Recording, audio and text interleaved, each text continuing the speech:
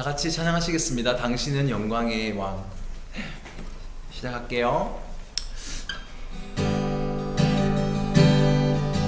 당신은 영광의 왕, 당신은 평강의 왕, 당신은 하늘과 땅의 주, 당신은 정의의 아들, 천사가 무릎 꿇고 예배하고 찬송하네. 영원한 생명 말씀, 당신은 예수 그리스도 주. 호산나 다윗의 자손께, 호산나 물러왕 중의 왕. 높은 하늘에 영광이 예수 주 메시아네. 호산나 다윗의 자손께, 호산나 물러왕 중의 왕. 높은 하늘에 영광이 예수 주 메시아네.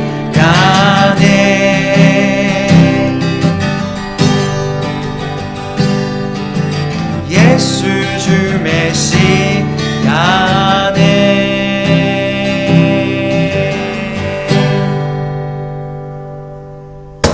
아멘.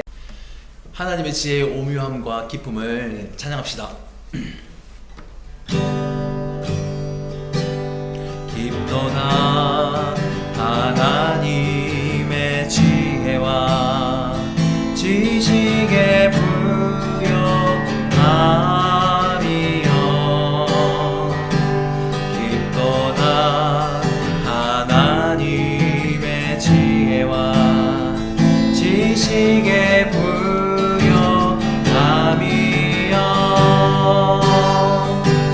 그의 판단은 측량치 못할 것이며 그의 길은 찾지 못할 것이로다. 그의 판단은 측량치 못할 것이며 그의 길은 찾지 못할 것이로다.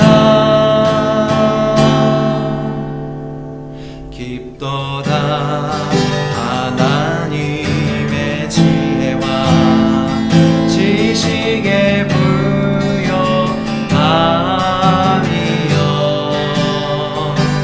깊도다 하나님의 지혜와 지식의 부요함이여.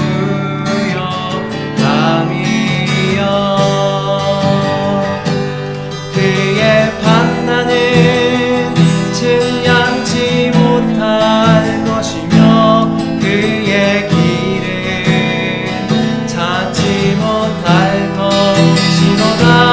그의 판단은 측량치 못할 것이며 그의 길은 찾지 못할 것이로다.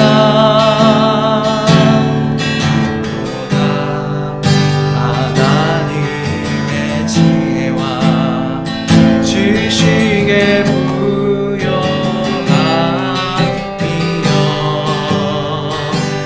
깊도다 하나님의 지혜와 지식의 부요함이여.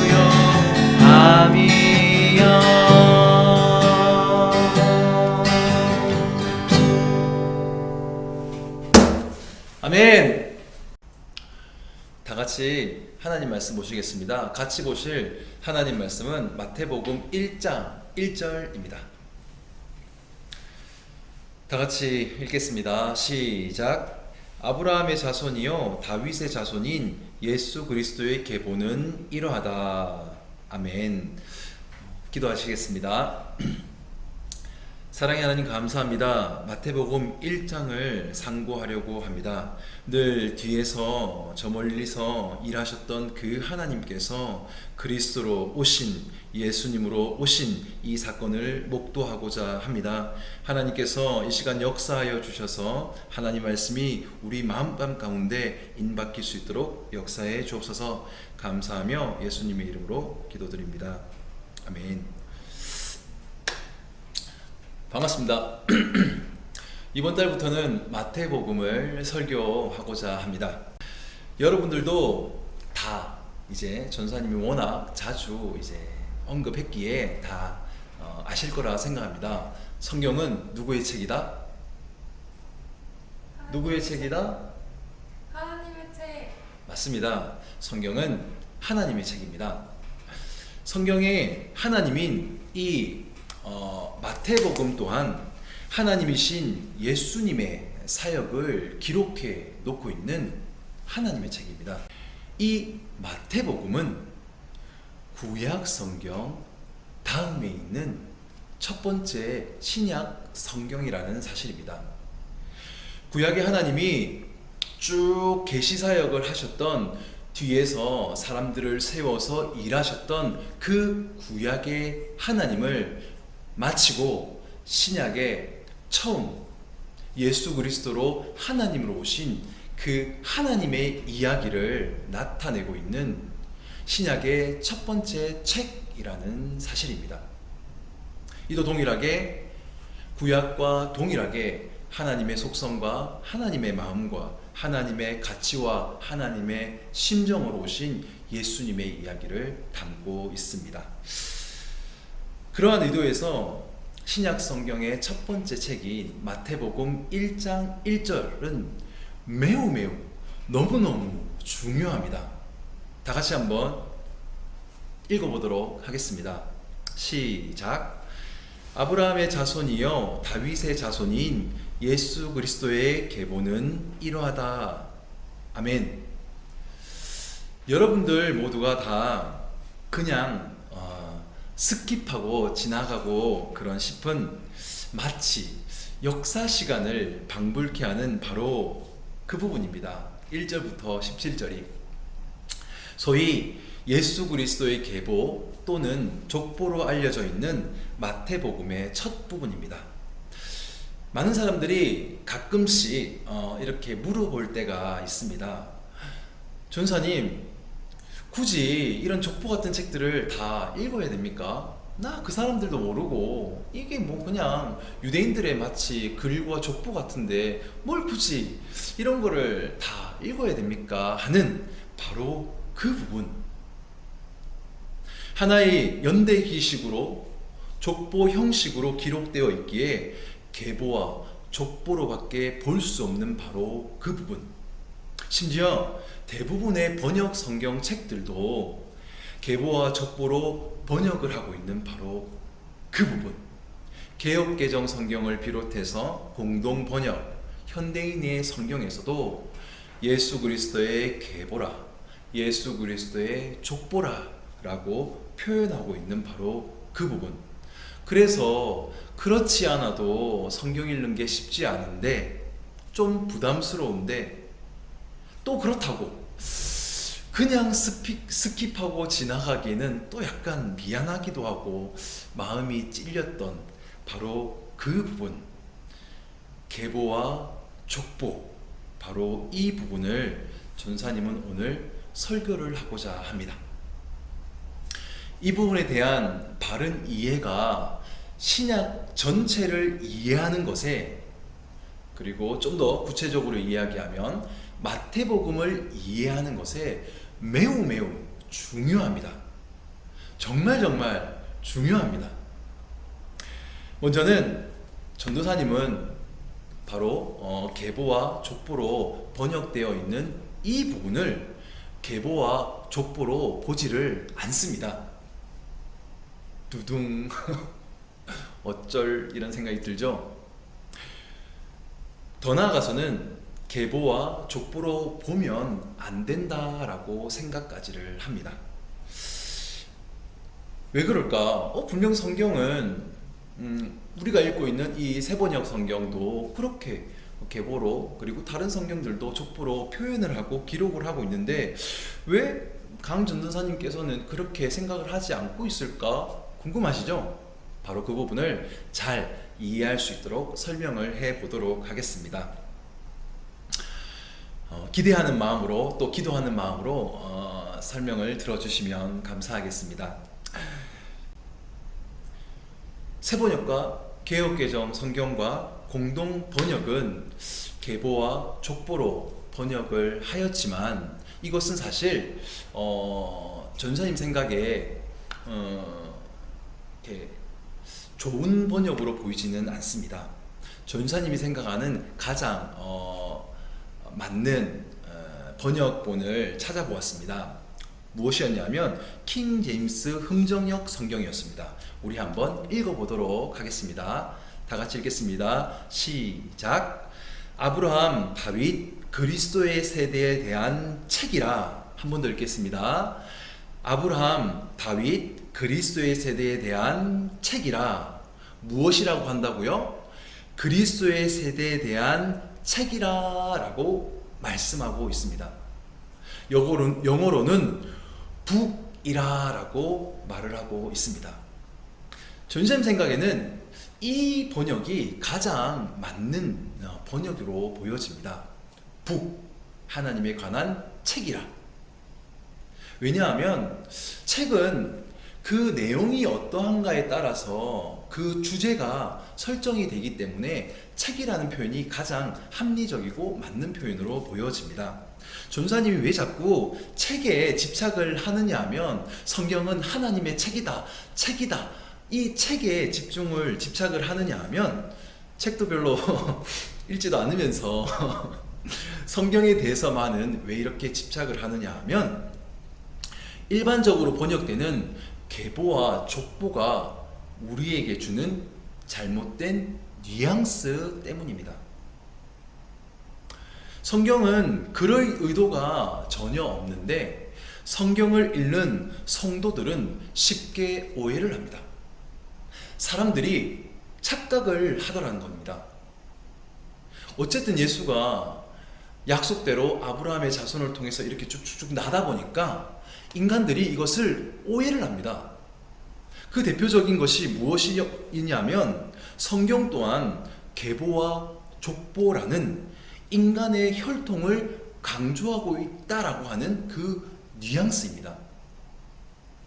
성경은 절대로 never, ever, absolutely not, 절대로 인간의 혈통으로서의 계보와 족보의 개념을 가지고 있지 않은데 성도들은 이를 읽으면서, 그리고 많은 유대인들은 이것을 읽으면서 하나님의 이 성경을 오해를 하더라는 것입니다.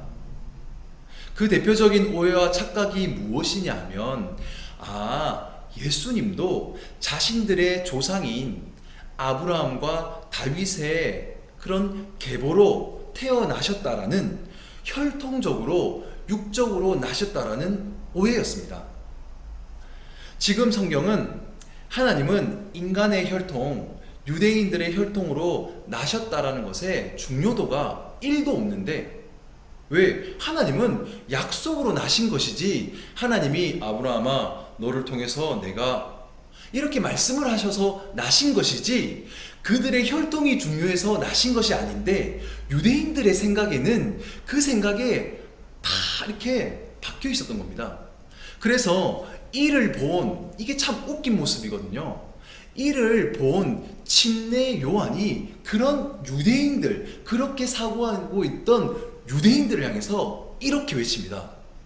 마태복음 3장에서 야, 이 녀석들아, 하나님은 이 돌들로도 아브라함의 자손들을 만들 수 있어. 너희가 속으로 아브라함이 너희들의 조상이다라고 의기양양하지 말어. 하나님은 자신의 약속을 성취하기 위해서 이렇게 너희를 선택하였던 것이지 너희들의 혈통 자체가 중요한 것이 아니야 라고 외치고 있었던 것입니다. 어디서? 마태복음 3장에서. 앞으로 말씀 묵상을 하면 월요일날 마태복음 3장을 읽게 되실 것입니다. 한번 읽어보시면서 그들을 침례 요한의 마음으로 비웃을 수 있었으면 좋겠습니다. 그리고 또 어디서 그 얘기를 하고 있느냐 하면 마태복음 3장까지도 갈 필요 없이 마태복음 1장에서 소위 족보라고 널리 많이 일컬어지고 알려져 있는 1장 1절부터 17절에서 그 이야기를 하고 있었던 겁니다. 잘 설명해 볼게요. 좀 잘 따라오셔야 됩니다. 성경은 단 한 번도 인간적 혈통으로서의 족보책이라는 것에 강조를 두고 있지 않습니다.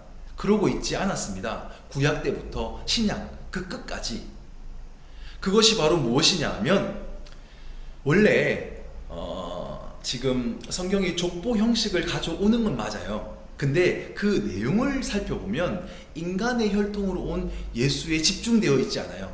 그래서 성령으로 나셨다라는 표현도 있고, 더 나아가서는 이 족보 형식 가운데 유대인들의 남자들만 쭈쭈쭈쭈 나와야 되는 이 족보 형식 가운데 희한한 이야기들을 마구잡이로 다 넣어 놓았습니다.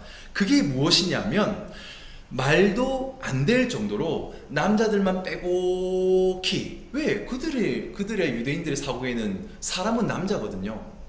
그런 사람들의 사고에 생각했던 그들에게 이 족보 형식 가운데 희한한, 참 족보에 넣을 수 없는 희한한 이야기들을 쫙 놓고 있습니다. 족보 형식은 맞추지만 내용적인 면에서 그들이 얼마나 타락했으며 족보로 보기에는, 혈통을 자랑하기에는 얼마나 너희가 부끄럽느냐라는 것을 의도적으로 다 기록을 하고 있었던 것입니다.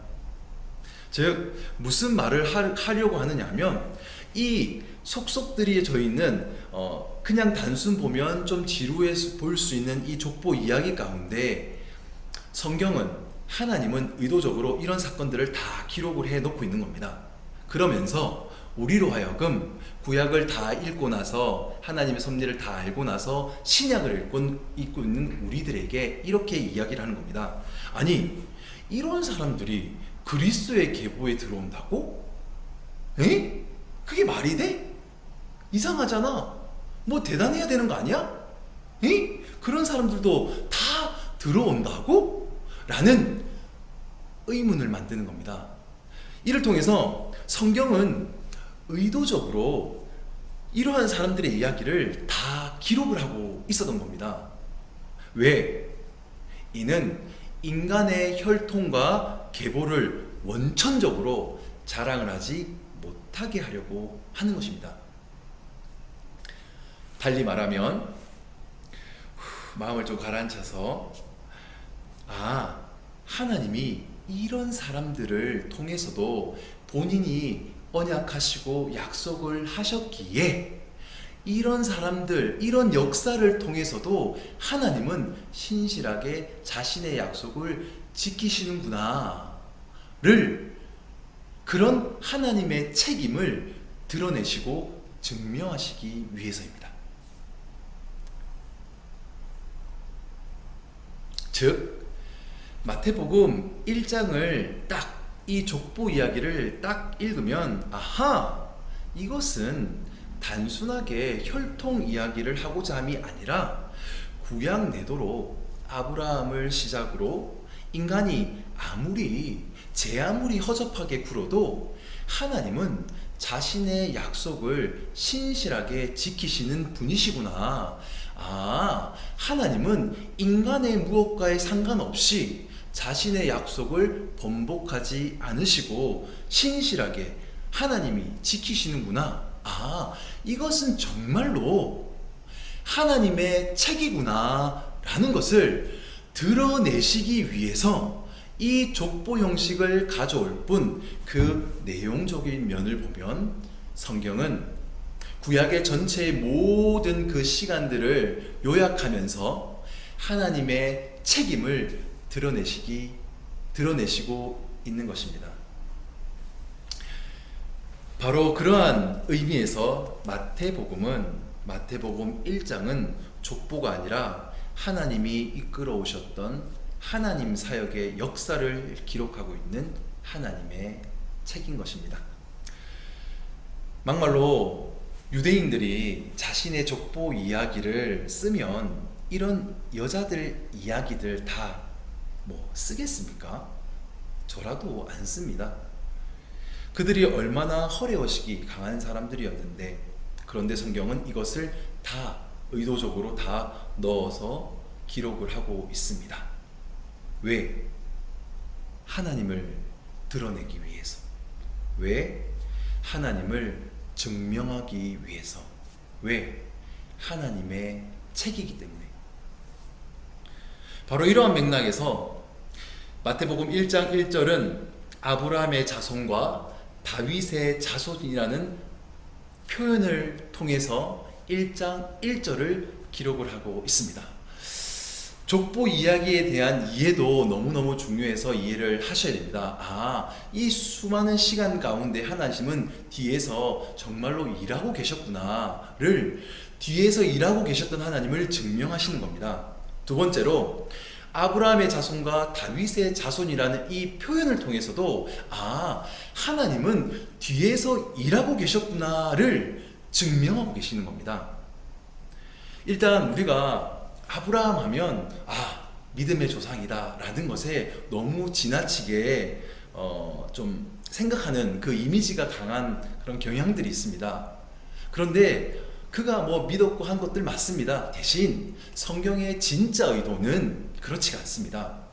75세에 부름받아서 중간중간에 아브라함의 생애를 보면 아브라함은 하나님을 믿지 않고 애굽으로 떠날 때도 있고, 자신의 안에 있던 사라를 분명히 자신의 아내 사라를 만국의 어머니로 주겠다고 얘기를 했음에도 그냥 버려버리고 누이라고 속여버리고 그럴 때도 많았습니다. 심지어 나중에 100세가 되어서도 아이를 줄 거야 하지만 그것을 믿지 않고 아내와 같이 비웃었던 적도 많습니다. 아브라함이 처음부터 믿음이 있었느냐? 그렇지 않습니다.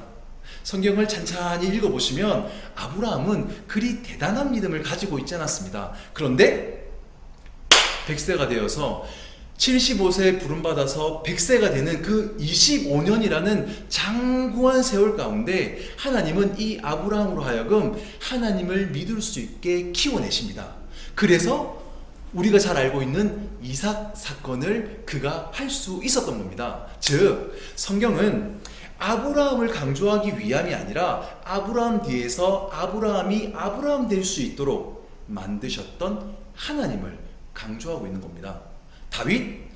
다윗도 마찬가지입니다. 다윗은 우리가 한 달 전에 이제 전사님이 설교를 했잖아요. 다윗의 시작점을 보면 다윗은 자신의 부모에게조차 인정을 받지 못했습니다. 저 막내가 왕이 될 거라고요? 기름을 부음 받는다고요? 사무엘 선지자 실수하시네, 이랬던 겁니다. 부모조차 인정을 하지 않았던 다윗을 하나님이 기름 부으셔라, 너 걔한테 기름 부어라, 내가 책임질 거야, 내가 그를 왕으로 만들 거야. 다른 모든 인간들의 눈에 봤을 때 너무나도 허접해 보이고 너무나도 부족해 보였던 그일지라도, 부모가 보았어도 그런 존재일지라도 하나님이 내가 할 거야 라는 의미에서 다윗이 기름을 받습니다. 즉 아브라함과 다윗을 통해서 지금 마태복음이 그들을 드러내기 위해서가 아니라 그 뒤에서 일하셨던 하나님을 드러내기 위해서 아브라함의 자손과 다윗의 자손으로 나신 예수 그리스도를 이야기하는 겁니다. 요약하면 지금 성경은 아브라함과 다윗을 강조하는 것이 아니라 구약 내도록 이들 되게 하셨던 하나님을 뒤에서 일하고 계셨던, 족보에서 그 장구한 세월 동안 신실하게 하나님의 약속을 지켰던 그 하나님처럼 아브라함과 다윗 뒤에서 진짜로 일하셨던, 그들 되게 하셨던 하나님이 있음을 드러내기 위해서 마태복음 1장은 다윗과 아브라함을 이야기하고 있는 것입니다.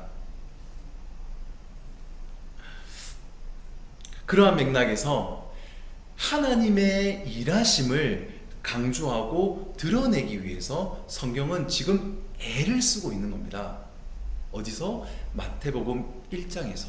어디서? 신약 성경의 첫 번째 책에서. 그래서 마태복음 전체를 28장까지 다 읽어보면 무엇이 남느냐? 예수 그리스도 하나님의 책이 남습니다. 이번 8월 한 달간 하나님의 말씀인 하나님의 책인 이 마태복음을 우리가 최선을 다해서 한번 읽어보았으면 좋겠습니다. 바로 그런 맥락에서 마태복음은 하나님으로 오신 예수 그리스도를 강조하고 있습니다. 마지막으로 한 가지 더를, 이 예수 그리스도의 의미를 설명함으로써 오늘의 설교를 마무리 짓도록 하겠습니다. 예수라는 의미는 앞서 이제 보았듯이 21절의 의미입니다. 한번 읽어볼게요. 자기 백성을 그들의 죄에서 구원하신다 라는 의미를 가지고 있습니다. 성경에 워낙 명확하게 있어서 더 설명하지 않겠습니다. 그런데 그리스도라는 것은, 이 의미는 조금 명확하게 알지 못하는 경우들이 참 많습니다. 전사님이 이 부분을 굉장히 중요하게 설명을 해야 된다는 생각을 합니다. 왜냐하면 지금 이 성경이 하나님의 책인 이 마태복음을 설명함에 있어서 매우 중요하기 때문입니다. 그리스도는 일반적으로 하나님께 부름받은 자라는 기본적인 의미를 가지고 있습니다. 들어보신 적이 있나요? 구약으로 하면 메시아가 됩니다. 메시아, 기름 부음을 받았다라는 뜻입니다. 구약의 히브리어로 메시아이고 신약의 헬라어로 그리스도가 됩니다. 동일한 의미입니다. 그런데 여기서 중요한 것은 기름 부음 받았다라는 단어의 단순 뜻을 아는 것이 중요한 것이 아닙니다. 이 단어를 통해서 성경이 나타내고자 했던 하나님의 책이라는 것과 연결을 시키는 그 의미를 아는 것이 매우 중요합니다. 구약을 읽어보시면 이미 수많은, 너무 많은 그리스도, 기름을 부음 받은 메시아, 기름 부음 받은 자들이 참 많이 있습니다. 대표적으로 구약의 제사장들과 왕들, 나아가서는 선지자들 모두가 기름 부음을 받습니다. 그들이 다 그리스도예요. 그리스도. 메시아. 기름 부음 받은 자, 제사장들, 왕들, 선지자들. 그런 사람들 되게 많습니다. 그런데 왜 오늘 본문에서 그리스도의 이 의미가 중요하느냐 하면, 그것은 바로 기름 부음 받은 자 이전에 구약 내도록은 이 기름 부음 받은 자 이전에 기름을 붓고 있는 자, 누구죠? 하나님이시죠. 기름을 붓고 있는 자가 있다는 사실이 훨씬 더 중요한 겁니다. 결론부터 말씀을 드리면 이게 너무 재밌고 중요하거든요. 결론부터 말씀을 드리면 성경은 사실 기름 부음을 받은 사람에 대해서 강조점보다는 기름을 부은 자인 하나님에게 더 큰 강조점이 있었습니다. 뒤에서 역사하셨던 하나님이 더 중요하다는 말입니다. 하나님이 워낙 저처럼 뭐 이렇게 드러내는 거 좋아하고 이런 죄인들처럼 그런 분이 아니셔서 그렇지, 너무 겸손하셔서 오른손이 한 것도 왼손도 모르게 막 이렇게 일을 하셔서 그렇지, 하나님이 드러내시지를 않으셔서 그렇지, 지금 이 강전도사가 하나님을 대신해서 드러내어 드리고 있는 겁니다. 하나님이 그렇게 하시질 않아서 그렇지, 사실은 구약 전체에서 기름 부음을 받았던 사람들 모두, 그들 모두의 진짜 강조점은 기름을 부으신 하나님에게 있습니다. 그를 통해서 기름 붓고 있는 기름 부음 받은 자를 볼 것이 아니라, 기름 붓고서 책임을 정말로 지고 내가 지겠다라고 하는 하나님이 보이셔야 됩니다. 그래야 신앙생활이 시작된 겁니다. 이게 지금 대단한 거거든요. 왜? 성경은 처음부터 계시록 마지막까지 하나님을 드러내고 있는 하나님의 책이기 때문입니다. 그런데 지금 예수님은, 조금만 더 집중해 주세요. 그런데 지금 예수님은 하나님에게 기름 부음을 받으실 뿐만이 아니라 처음부터 하나님으로부터 기름 부음을 받기 전부터 이미 기름을 부으시는, 기름을 붓고 계시는 그런 분이라는 사실입니다. 구약에서 기름 부음 받은 자를 보면 뒤에서 일하고 계시는 하나님을 보았어야 되는데, 이제는 신약, 구약을 다 지나와서 신약의 지금은 이제는 너네 그럴 필요가 없어졌어. 이제 그럴 필요가 없어. 왜냐하면 이제는 예수 그리스도 그분 자체가 기름을 붓는 하나님이시기에 뒤에서 일하시는 하나님을 볼 필요가 없어.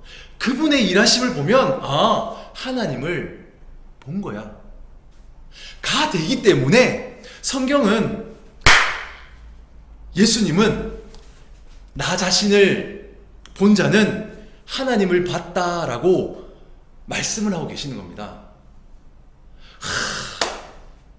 이게 대단한 사실이거든요. 그래서 성경은 마태복음 1장은 구약의 그리스도들은, 수많은 그리스도가 있고 수많은 메시아가 있고 수많은 기름 부음 받은 자들이 있잖아요. 그들은 죄송해요, 저 영어 잘 못하지만 부정관사 크라이스트이면, 메시아이면, 신약의 마태복음의 이 그리스도는 정관사 더 그리스도, 바로 그 그리스도, 바로 그 기름 부음 받은 자, 바로 그 기름을 붓고 있기도 한 바로 그 자, 그리스도라고 기록을 하고 있는 겁니다. 지금 전사님이 좀 흥분을 했는데 더 가라앉히고, 이게 대단한 사실이거든요. 좀 정리를 하면, 성경은 하나님의 책으로서, 특별히 마태복음은 하나님이신 예수님의 이야기를 담은 책으로서 성령으로 나신 예수님을 단순한 혈통적 의미로서의 족보책에 기록한 것이 아니라 하나님의 일하심을 드러내기 위한 의도로서 쓰여졌다는 것을 아셔야 됩니다. 뿐만 아니라 마태복음은 인간 아브라함과 다윗을 자랑하기 위해서가 아니라 족보책에 있는 그 사람들을 자랑하기 위해서도 쓴 게 아니거든요. 혈통으로 자랑하라고, 유대인들 식으로, 너네들 식으로 자랑하라고, 너네 아브라함 자손이니까 대단하지, 아니, 그걸 원천적으로 하지 못하게 하셨고, 동일하게 다윗과 아브라함 이 얘기를 하면서도 그들을 자랑할 것이 아니라, 그들이 정말 그들 될 수 있었던 것은 뒤에서 신실하게 정말 열심으로 일하셨던 하나님이 있었다라는 것을 드러내기 위해서 성경은 아브라함의 자손과 다윗의 자손 이 표현을 쓰고 있는 것입니다. 이것을 눈치채셔야 되는 겁니다. 여러분들 모두 다 눈치채셨죠? 절대로 아브라함을 대단하게 보거나 다윗을 대단하게 보시면 안 됩니다. 성경은 그런 의도로 쓰여지고 있는 것이 아니기 때문입니다. 성경은 아브라함과 다윗을 통해서 하나님의 일하심을, 하나님의 열심을, 하나님의 사역을, 하나님의 섭리를 이야기하고 있는 것입니다.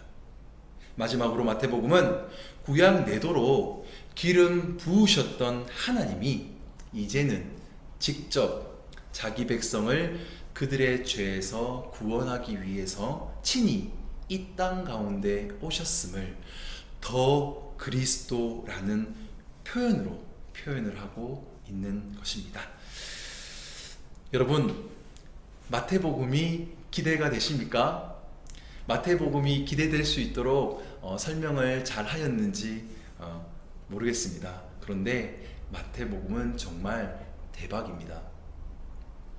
이번 한 달간 마태복음을 통해서 하나님의 일하심 속에서 성도가 나아가야 할 방향을 결정하였으면 좋겠습니다. 그러한 시간이 되었으면 좋겠습니다. 하나님을 알 때야 비로소 성도는 바른 방향을 설정할 수 있습니다. 왜냐하면 그분이 진리이시기 때문입니다. 하나님이신 예수의 사역을 알아야지 어떻게 사는 것이 바른 삶이구나를 알게 됩니다. 나아가서 성령 충만한 능력 있는 하나님의 사람으로서 사람을 이기면서 사는 삶이 아니라 경쟁에서 이겨서 자신감이 올라가는 사람이 아니라 하나님 안에서 진정한 자존감을 가지고 죄를 이기면서 사는 멋진 인생이 가능해집니다. 부디 바라기는 8월부터 시작하는 말씀 묵상과 기도 그리고 신앙의 나눔이 풍성해지기를 바랍니다. 다들 힘내시고 파이팅 하십시오. 하나님을 배움으로써 세상을 두려워하지 않고 살아가는 새누리 모든 중고등부 되시기를 주님의 이름으로 소망합니다. 힘내시고 아프지 마시고 그리고 행복하십시오. 감사합니다. 기도하시겠습니다. 하나님 감사합니다. 오늘부터 마태복음을 한 달간 상고합니다. 우리 가운데 은혜 내려주셔서 하나님의 말씀이 달고 오묘할 수 있도록 역사해 주옵소서. 그리고 말씀대로 산 인생 가운데 더 없는 감격과 찬양과 감사가 넘쳐날 수 있도록 역사하여 주옵소서. 나의 나됨이 주님의 은혜입니다 라는 고백이 우리 새누리 중고등부 모든 친구들의 고백되게 하시고 주님을 만남으로 천국을 맛보며 사는 아이들 될 수 있도록 역사해 주옵소서. 하루를 살아도 하나님을 알므로 진리 가운데 자유하게 하시고 주 안에서 참된 행복을 누리며 살아가게 하옵소서. 하나님의 일하심을 기록한 마태복음 묵상과 설교 가운데 은혜에 은혜를 더하여 주셔서 삶과 동떨어진 말씀 묵상되지 않게 하시고 말씀을 묵상함으로 말씀을 배움으로 내 삶과 실질적으로 관계 있는 말씀 되게 하여 주옵소서. 우리를 구원하시기 위해 구약 때부터 신약 때까지 신실하셨던 모든 약속을 지키셨고 앞으로도 계속하여 지키실 하나님이신 예수님의 이름으로 기도드립니다. 아멘.